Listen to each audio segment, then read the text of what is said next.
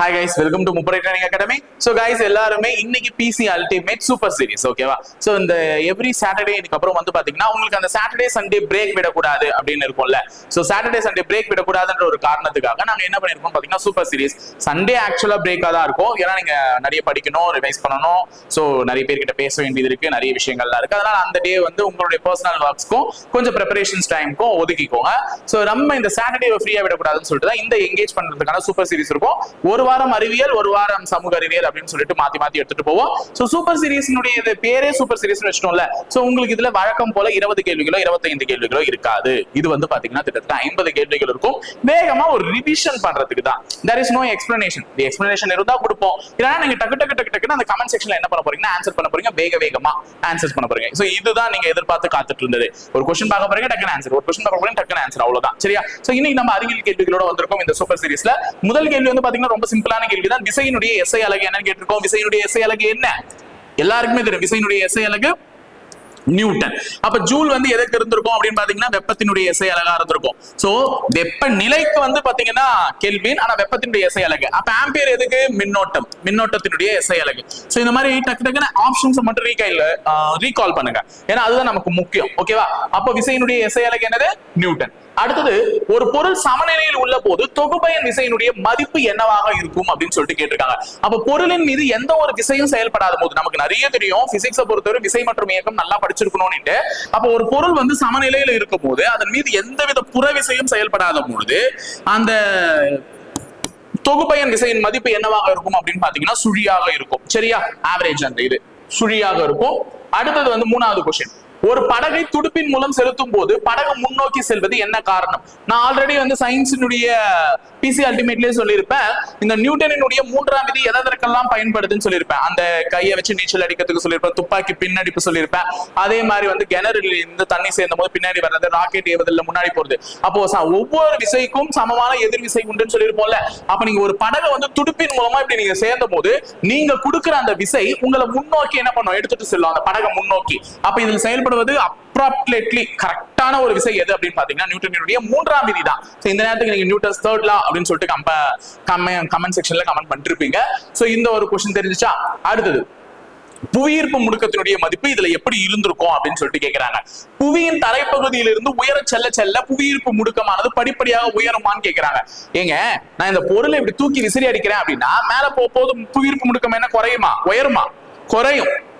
ஏன்னா கீழே இருக்கக்கூடிய புவியீர்ப்பு விசை அந்த பொருளை என்ன பண்ணுது? கீழே பின்னோக்கி இழுக்குது. அதனாலதான் இந்த பொருள் மேல போற பொருள் மேலேயே தங்கிடாம கீழே வருது. அப்ப புவியீர்ப்பு முடுக்கம் உயராது, குறையும். அப்ப இது தப்பு. சரியா? அடுத்தது, புவியின் அடி ஆழத்திற்கு செல்ல செல்ல புவியீர்ப்பு முடுக்கம் அதிகரிக்குமானா இல்ல, அங்க குறையும். அப்ப இதுவுமே தப்பு. ஏன்னா நடுவுல போக குறைஞ்சுக்கிட்டே இருக்கும். சரியா? அடுத்தது, புவியின் மையத்தில் G இன் மதிப்பு சுழியாக இருக்கும்னா சரி. ஆமா, நம்மளுடைய எர்த் இருக்குல்ல, அந்த எர்த்தினுடைய மையத்துல நம்மளுடைய புவியீர்ப்பு முடுக்கத்தின் மதிப்பு என்னவா இருக்கும்? 0வா இருக்கும். புவியின் மையத்தில் G இன் மதிப்பு அதிகம் சொல்லியிருக்காங்க, இதுவும் தப்பு. அப்ப இது எல்லாமே தப்பு, இது மட்டும் தான் சரி. அப்ப புவியீர்ப்பு முடுக்கத்தினுடைய மதிப்பு எப்படி இருக்கும் பாத்தீங்கன்னா புவியின் மையத்தில் G இன் மதிப்பு என்னவாக இருந்திருக்கும்? சுழியாக இருந்திருக்கும். சரியா? அடுத்த அஞ்சாவது கேள்வி, எடையினுடைய அலகு என்னன்னு கேட்டிருக்காங்க. நமக்கு ஆல்ரெடி சொல்லிருக்கோம் ரெண்டு டிஃபரன்ஸ். ஒன்னு நிறை, இன்னொன்னு என்னது? எடை. ஓகேவா? நிறைன்றத வந்து மாசுன்னு சொல்லுவோம். அப்ப மாசம் வந்து எதுல அளவிடுவோம்னு பாத்தீங்கன்னா கிலோகிராம். எடையை வந்து வெயிட்னு சொல்லுவாங்க. அந்த வெயிட்டை எதுல அளவிடுவாங்கன்னு பாத்தீங்கன்னா நியூட்டன். சோ நியூட்டனை சுருக்கமா சொல்ல போனா என்னன்னு சொல்லுவாங்க? என். அப்ப ஃபர்ஸ்ட் பார்த்த ஒரு விசையின் எஸ்ஐ அலகும் நியூட்டன் தான், இதுவுமே என்னன்னு பாத்தீங்கன்னா நியூட்டன் தான். அப்ப எடையினுடைய அலகு நியூட்டன். சரி, இப்ப நான் உங்களை ஒரு क्वेश्चन கேட்கிறேன். சோ நீங்க இங்க இருந்து நிலவுக்கு போகும்போது உங்க எடை மாறாதா, நிறை மாறாதா, எது மாறாதுன்றதை கரெக்டா சொல்லிட்டு போங்க பார்க்கலாம். எது வந்து சேஞ்ச் ஆகாது நிலாவுக்கு நீங்க போனீங்கன்னா. சோ அடுத்தது, விசையை வரையறுக்கும் விதி எதுன்னு சொல்லிட்டு கேட்டிருக்காங்க. சோ நியூட்டனுடைய எல்லா விதியுமே கிட்டத்தட்ட விசைகளோட சம்பந்தப்பட்டதுதான். ஆனா நியூட்டனுடைய முதல் விதியை என்னன்னு சொல்லுவாங்கன்னு பாத்தீங்கன்னா உங்களுக்கே தெரியும், நிலைம விதி. சோ ஒரு பொருள் நிலைமத்துல இருக்கும் போது இப்ப நீங்க இது மேல எந்த ஆக்ஷன் செலுத்தாத போது இந்த பென் பாட்டு பெண்ணா தான் இருக்கும். இப்ப நான் இதை டக்குன்னு அடிக்கிறேன்னா இந்த பெண் என்ன ஆக ஆரம்பிக்கும்? மூவ் ஆக ஆரம்பிக்கும். அப்ப பொருளின் மீது எந்த ஒரு விஷயம் செலுத்தாத போது அந்த பொருள் அதனுடைய நிலையிலே இருக்கும் அப்படின்னு தான் சொல்லியிருப்பார் நியூட்டனுடைய முதல் விதி. சோ நியூட்டனுடைய இரண்டாம் விதி என்னன்னு சொல்லியிருக்காங்கன்னா force is equal to mass into acceleration. அதாவது வந்து விசை வந்து நிறை மற்றும் முடுக்கத்திற்கு நேர்த்தகவில் இருக்கும் சொல்லியிருக்காங்க. அப்ப இதுதான் விசை, ஃபோர்ஸை வரையறுக்கக்கூடிய விதி எதுன்னு பாத்தீங்கன்னா நியூட்டனுடைய இரண்டாம் விதி. சரிங்களா? அப்ப நியூட்டனுடைய இரண்டாம் விதி சொல்றதே விசையை பத்தி தான். ஒரு நிறை மற்றும் முடுக்கத்தினுடைய பெருக்கற் பலன் நேர் விகிதத்தில் இருக்கிறது தான் விசைன்னு சொல்லி இருக்கிறதுனால விசையை வரையறுக்கும் விதி என்னது? நியூட்டனுடைய இரண்டாம் விதி. அதனாலதான் நிலைமை விதின்னு சொல்லியிருக்காங்களா, முதல் விதியை நிலைமை விதின்னு சொன்ன மாதிரி இரண்டாவது விதியை என்னன்னு சொல்றாங்க? விசையின் விதின்னு சொல்லுவாங்க. சரியா? விசையின் விதி அப்படின்னு சொல்லுவாங்க. நியூட்டனுடைய மூன்றாம் விதி எதுக்கெல்லாம் பயன்படும் உனக்கு தெரியும், இப்பதான் பார்த்துட்டோம். சோ நியூட்டனுடைய மூன்றாம் விதி என்ன சொல்லுதுன்றதும் உங்களுக்கு தெரியும். சரியா? சோ அடுத்த क्वेश्चन பார்க்கலாமா? அடுத்து ஏழாவது क्वेश्चन. ஏழாவது क्वेश्चन என்ன கொடுத்திருக்காங்க? பின்வருவனவற்றுள் எது வெக்டார் அளவு?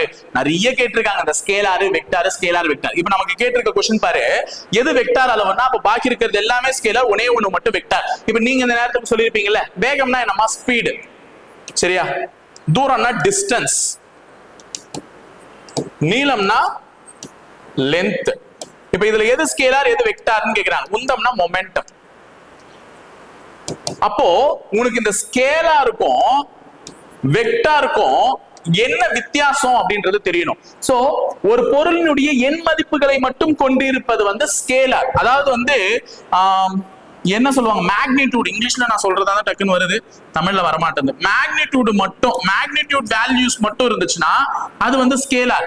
ஆனா திசை டைரக்ஷனும் இருந்து மேக்னிடியூட் வேல்யூஸும் இருந்துச்சுன்னா அது என்னன்னு பாத்தீங்கன்னா வெக்டார்னு சொல்லுவாங்க. அப்ப இதுல எப்படி எதுக்கு சார் அந்த மாதிரி இருக்குன்னா உந்தம், மொமெண்டம் தான். அப்போ momentum is the best example for vector.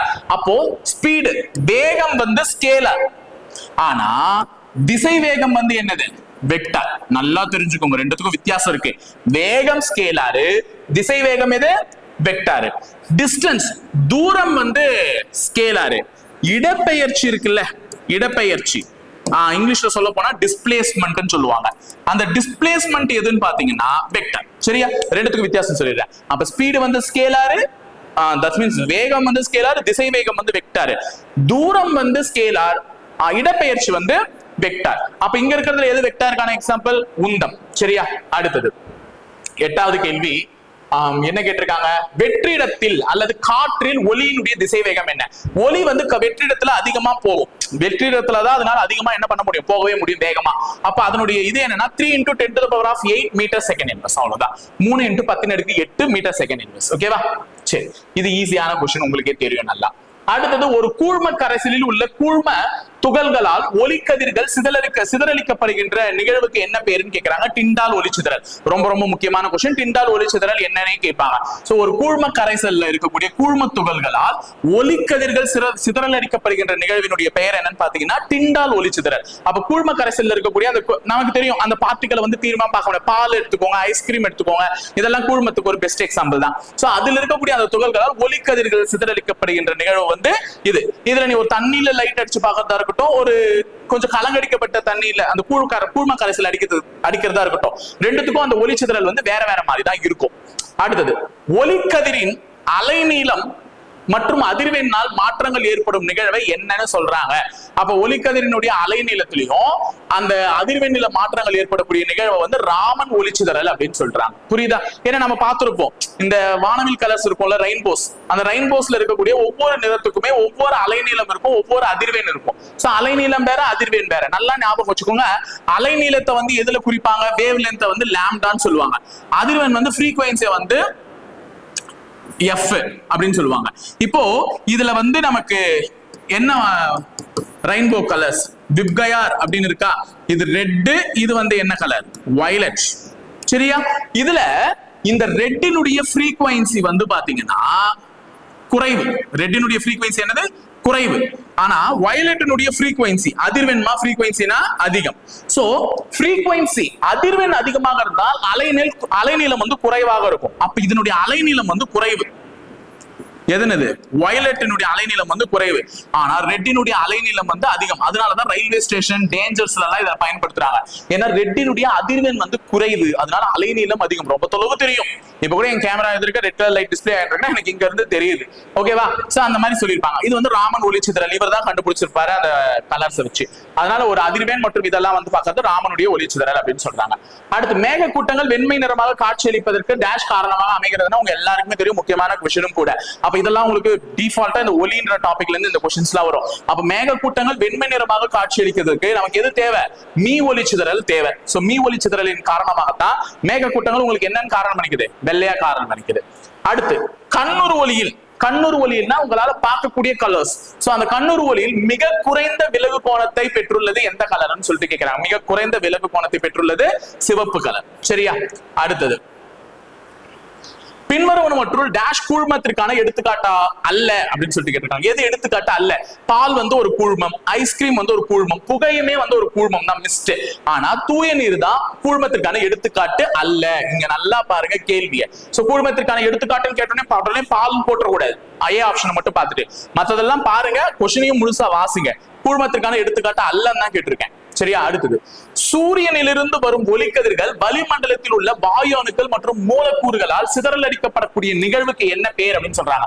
So இப்ப நீங்க சன்ல இருந்து வருதா, லைட் வருதா, கண்டிப்பா இந்த வளிமண்டலத்துல என்டர் ஆகும் போது இதுல நிறைய தூசு எல்லாம் இருக்கும்.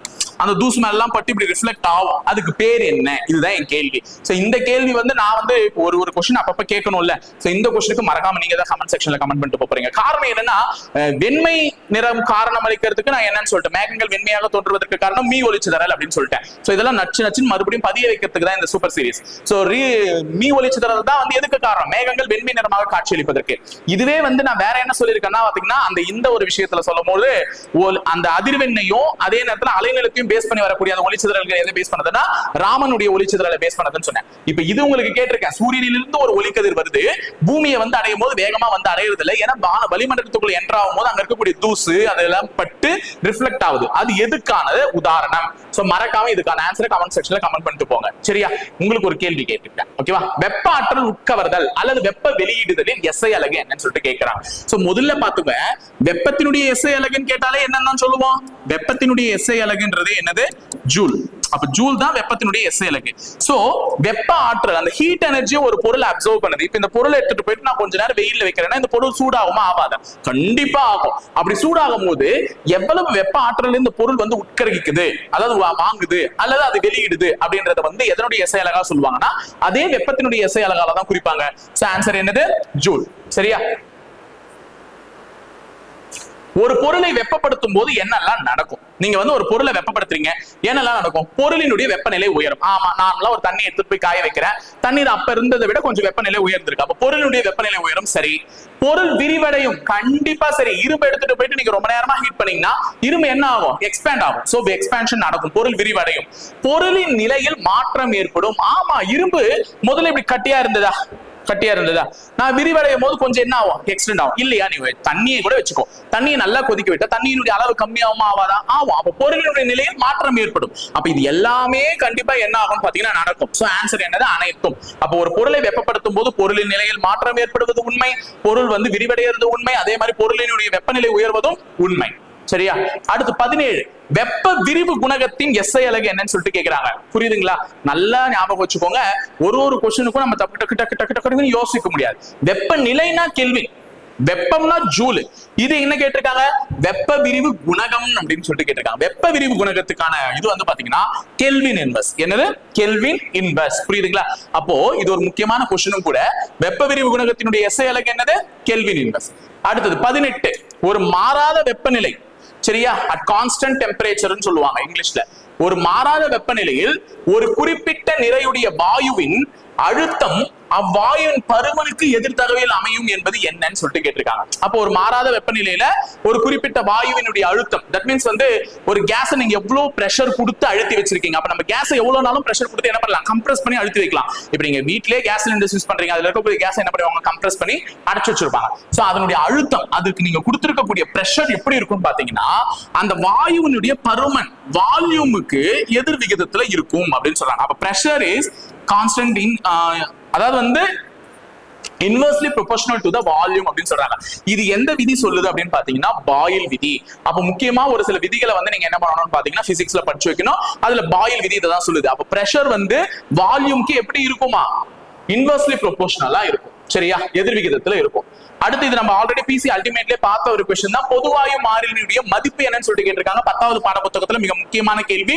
8.31 joule mole inverse kilogram kelvin inverse அப்படின்னு சொல்லிட்டு பார்த்திருப்போம். சோ அந்த என்னன்றதெல்லாம் நான் தெளிவா சொல்லிட்டேன். மோல் எதை குறிக்குது? மோல் வந்து அமௌண்ட் ஆஃப் சப்ஸ்டன்ஸ், அந்த பொருளினுடைய அளவு குறிக்குது. கெல்வின் வந்து எதை குறிக்குது? வெப்பநிலையை குறிக்குது. ஜூல் வந்து அது அந்த வாயு வெளிப்படுத்தக்கூடிய ஆற்றலை குறிக்குது அப்படின்னு சொல்லியிருக்கேன். சோ எக்ஸாக்டா சொல்ல போனா, இன்னும் முழுசா சொல்ல போனா என்ன வேல்யூ? 8.314 தான். சரியா? எக்ஸாக்டா அது தெரிஞ்சு வச்சுக்கோங்க. அடுத்து 20வது கேள்வி, வெப்பநிலையினுடைய எஸ்ஐ அலகு என்ன? இவ்வளவு நேரம் கத்தி கத்தி சொல்லிட்டு இருந்தது என்னது? அதுதான் கெல்வின். சோ வெப்பநிலையினுடைய எஸ்ஐ அலகு என்ன? கெல்வின். சோ 20வது கேள்வி ஈஸியா முடிஞ்சிச்சு. 21, ஒரு பொருளை வெப்பப்படுத்தும் பொழுது வெப்பநிலை மாற்றத்தினால் ஏற்படக்கூடிய வெப்ப விரிவு டேஷை விட டேஷில் குறைவாக இருக்கும். அப்ப நீங்க ஒரு பொருளை வெப்பப்படுத்துறீங்கம்மா, இப்ப நீங்க அந்த பொருள் என்னென்ன ஸ்டேஜ்ல இருக்கும்? ஒண்ணு திட பொருளா இருக்கும், இல்லைன்னா என்னவா இருக்கும்? திரவ பொருளா இருக்கும், இல்லைன்னா என்னவா இருக்கும்? வாயு பொருளா இருக்கும். சரி, இந்த மாதிரி நீங்க வெப்பப்படுத்தும் போது வெப்பநிலையினுடைய மாற்றத்தினால் ஏற்படும் வெப்ப விரிவு எதில் குறைவாக இருக்கும் சொல்லிட்டு கேட்கிறாங்க. அப்ப வெப்ப விரிவுனா அந்த தெர்மல் எக்ஸ்பான்ஷன் எதுல கம்மியா இருக்கும்னா கண்டிப்பா வாயுல தான் அதிகமா இருக்கும். இங்க வந்துட்டு இது ஆன்சர் கிடையாது. வாயுல அதிகமா இருக்கும். நல்லா பாருங்க, திரவ பொருள் வாயு பொருட்கள் அதிகமா இருக்கும், திரவத்திலையும் கொஞ்சம் அதிகமா தான் இருக்கும். அப்ப எதுல கம்மியா இருக்கும்னா திடப்பொருள். ஏன்னா திடப்பொருள் தான் நெருங்கி இருக்கும், மூலக்கூறுகளால் நெருக்கப்பட்டிருக்கும். அப்ப நீங்க ஒரு பொருளை வெப்பப்படுத்தும் போது மூலக்கூறுகள் அதிகமாக என்ன ஆகாது? சிதறல் அடையாது. அதனால விரிவாகும், அதுவும் எக்ஸ்பேன்ஷன் ஆகும். ஆனா மற்ற பொருளை கம்பேர் பண்ணும்போது இதுக்கு ரொம்ப குறைவா தான் ஆகும். அப்ப அவங்க எதில் குறைவுன்னு தான் கேட்டிருக்காங்க. வெப்ப விரிவு திட பொருட்களில் தான் குறைவாக இருக்கும், வாயு பொருட்கள்ல தான் அதிகமா இருக்கும். ஏன்னா அதனுடைய மூலக்கூறுகள் தான் விலகலா இருக்கும், டக்கு டக்குன்னு இன்னும் அதிகமா இருக்கும். 22, நல்லியல்பு வாயுவின் சமன்பாடு ரொம்ப ரொம்ப முக்கியம். சோ நல்லியல்பு வாயுவின் சமன்பாடு எல்லாருமே படிச்சிருப்பீங்க, பார்த்திருப்பீங்க. PV = RT. இதுதான் நல்லியல்பு வாயுவின் சமன்பாடு. அடுத்து 23வது கேள்வி, ஒரு கடத்தி மூலம் மின்னூட்டங்களின் இயக்கம் டேஷை உருவாக்கும் அப்படின்னு சொல்லிட்டு கேக்குறாங்க. அப்போ ஒரு கண்டக்டர், ஒரு கடத்தி வைக்கிறேன், வெள்ளியா இருக்கலாம், தங்கமா இருக்கலாம், சாதாரண அலுமினியமா இருக்கலாம். இது வழியா நான் ஒரு கரண்ட்டை பாஸ் பண்றேன். சரியா? இது வழியா நான் ஒரு கரண்ட் பேட்டரியில இருந்து கரண்ட்டை பாஸ் பண்ணா அந்த மின்னூட்டங்களின் இயக்கம் இதுல நான் அனுப்பக்கூடிய கரண்ட் எதை உருவாக்கணும்? மின்னோட்டத்தை உருவாக்கும். ஆமா, இங்க இருந்து போகக்கூடிய அந்த எலக்ட்ரான்ஸ் ஃப்ளோ இந்த கடத்தின் வழியாக வெளியே போய் திருப்பி இந்த பாயிண்ட் வந்து அடையுது இல்ல. அப்ப அனுப்பக்கூடிய அந்த மின்னூட்டங்களினுடைய இயக்கம் எதை உருவாக்கும் பாத்தீங்கன்னா மின்னோட்டத்தை உருவாக்கும், கரண்ட் போறதுக்கு உருவாக்கும். அப்ப மின்னோட்டத்தினுடைய எஸ்ஐ அலகு என்ன? ஆம்பியர். சரியா? அடுத்தது, மின்னழுத்த வேறுபாட்டை அளவிட பயன்படுத்தக்கூடிய கருவி எது? நல்லா கவனிச்சு கேள்வி படிங்க. மின்னழுத்த வேறுபாடு. மின்னழுத்த வேறுபாடுனா என்ன? வோல்டேஜ். அப்ப வோல்டேஜ் அளவிட பயன்படுத்தக்கூடிய கருவியினுடைய பெயர் என்னது? Volt meter. சரிங்களா? Volt meter. சரியா? Volt meter. அது ஒரு வோல்டா மீட்டர்னு கொடுத்திருப்பாங்க, வோல்ட் மீட்டர் தான். சரியா? Volt metre. அப்ப அம்மீட்டர் வந்து மின்னழுத்தத்தை பயன்படுத்து, சரி, மின்னோட்டத்தை. அடுத்தது 25வது கேள்வி, பின் வருவனவற்றுள் மிக உயர்ந்த மின்தடை எண் கொண்ட கடத்தி எது? அப்ப இது ரொம்ப ரொம்ப முக்கியம். மிக உயர்ந்த மின்தடை எண், ஹை ரெசிஸ்டிவிட்டி. அதாவது மின்சாரத்தை வரும்போது தடை பண்ணணும். இப்ப நீங்க பாத்தீங்கன்னா உங்க ஃப்ரிட்ஜுக்கு வந்து ஓவரான ஒரு மின்சாரத்தை கொடுத்தீங்கன்னா ஃப்ரிட்ஜ் டக்குன்னு என்ன ஆயிடும்? ஃபியூஸ் போயிடும், டப்பு டப்பு டப்பு டப்புன்னு வெடிய ஆரம்பிக்கும், படத்துல எல்லாம் காமிக்கிற மாதிரி. அப்ப அதிகப்படியான மின்சாரங்கள் வரும்பொழுது அதை தடை பண்ணுவதற்கான ஒரு முக்கியமான ஒரு பகுதி பொருளா ஒரு சில இடத்துல உயரணும். அந்த மிக உயர்ந்த மின்தடை எண் கொண்ட கடத்தி எது அப்படின்னு சொல்லிட்டு கேட்டாங்கன்னா நிக்ரோம். எது? நிக்ரோம். நிக்ரோம் தான் மிக உயர்ந்த மின்தடை, ஹை ரெசிஸ்டிவிட்டி கொண்ட ஒரு இது. சரியா? அடுத்தது, மின்னழுத்த வேறுபாட்டை எஸ்ஐ அலகு என்ன? நல்லா கவனிச்சுக்கோங்க. மின் அழுத்த வேறுபாட்டின் எஸ்ஐ அலகு என்னன்னு சொல்லிட்டு கேக்குறாங்க. மின்னழுத்த வேறுபாட்டினுடைய எஸ்ஐ அலகு என்ன? வோல்ட். இப்பதான் நம்ம சொன்னோம்ல, மின்னழுத்த வேறுபாடுனா என்ன? வோல்டேஜ். அப்ப வோல்டேஜ் எதை கொண்டு அளப்போம்? வோல்ட் மீட்டர் கொண்டு அளப்போம்னு சொல்லிருந்தோம். அப்ப மின்னழுத்த வேறுபாடுங்கிறது வோல்டேஜ், அதை எதை கொண்டு அதனுடைய எஸ்ஐ அலகு அளப்போம்? வோல்ட். சரியா? அடுத்தது, வாட் எதுக்குமா? வாட் எதுக்கு? வாட் வந்து பவர். பவர் திறனின் எஸ்ஐ அலகு அப்ப நினைக்கிறேன், பவர். ஓகேவா? தமிழ்ல. அடுத்து 27வது கேள்வி, ஒரு குதிரை திறன் என்பது என்னன்னு கேட்டிருப்பாங்க. எல்லாருக்குமே தெரியும், 746 வாட்.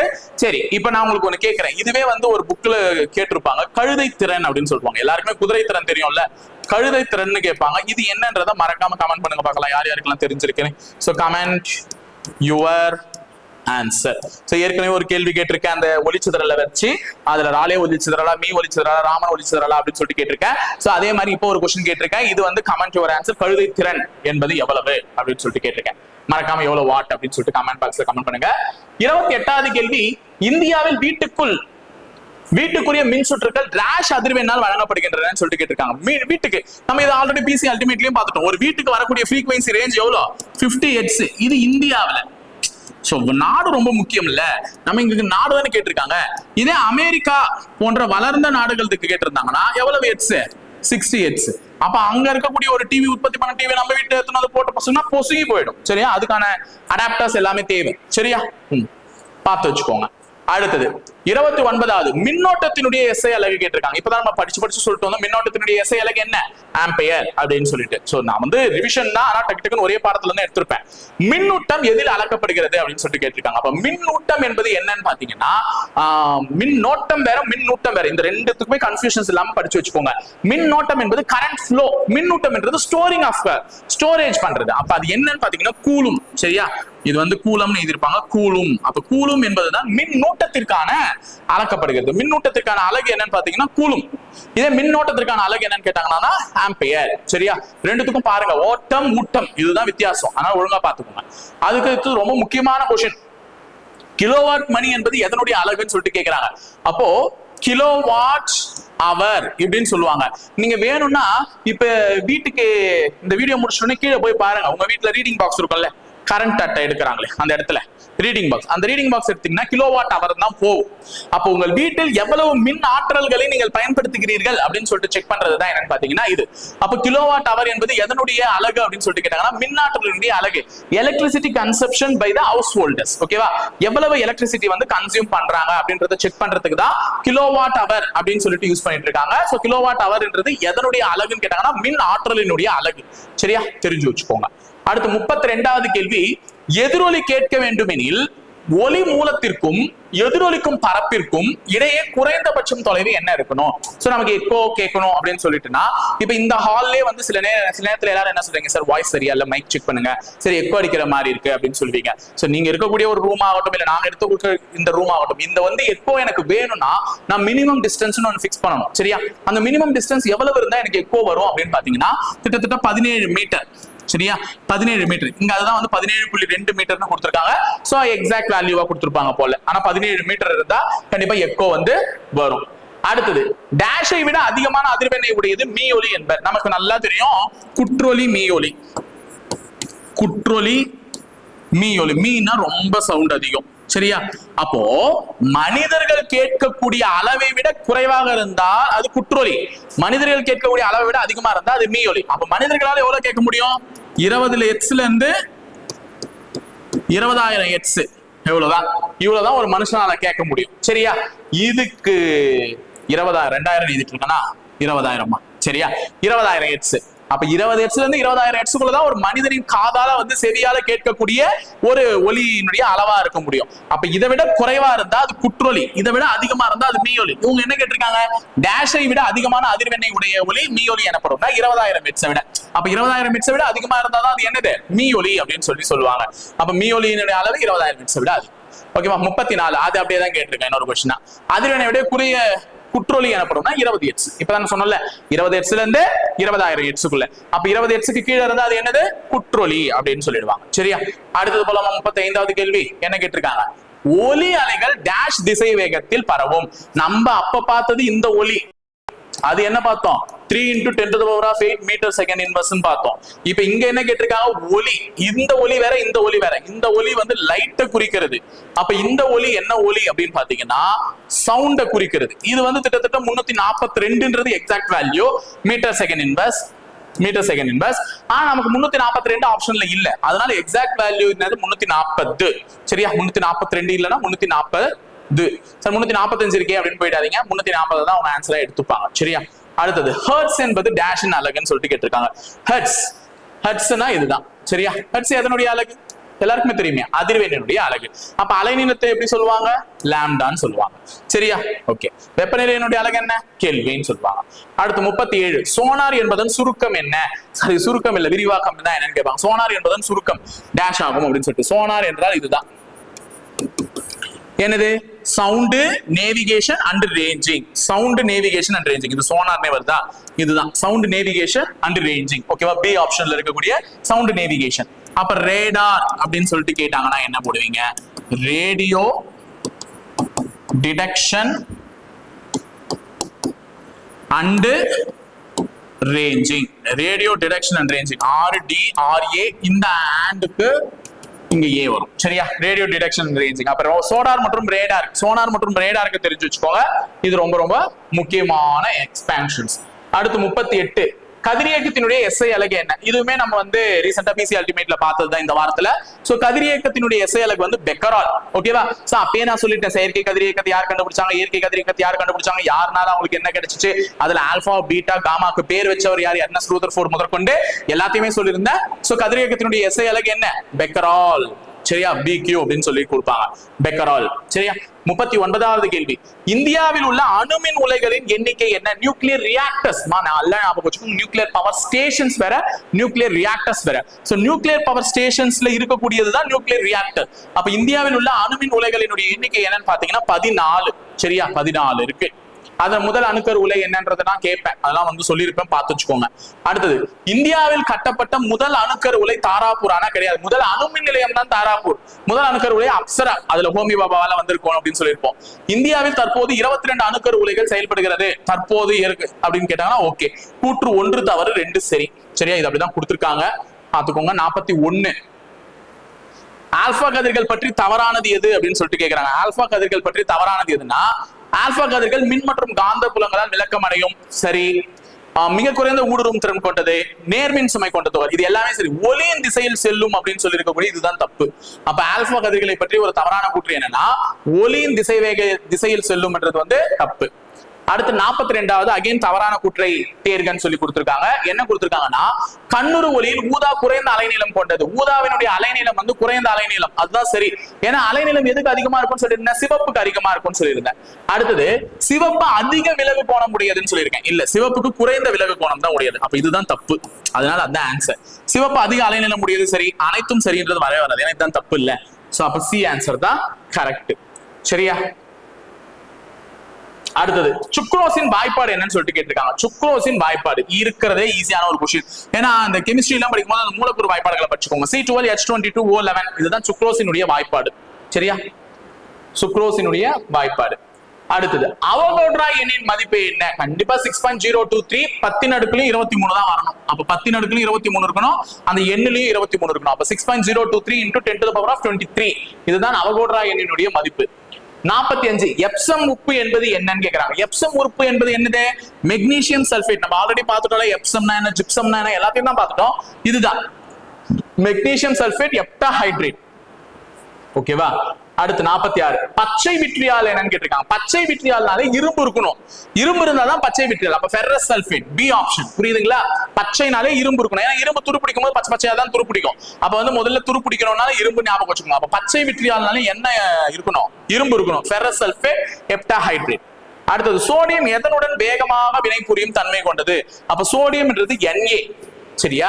அது எதனுடன் வேகமாக வினைபுரியும் தன்மை கொண்டதுன்னா ஹைட்ரோகுளோரிக் அமிலத்துடன் வேகமாக வினைபுரியும் தன்மை கொண்டது. அப்ப HCl என்பதுதான் இதனுடைய சரியான பதில்.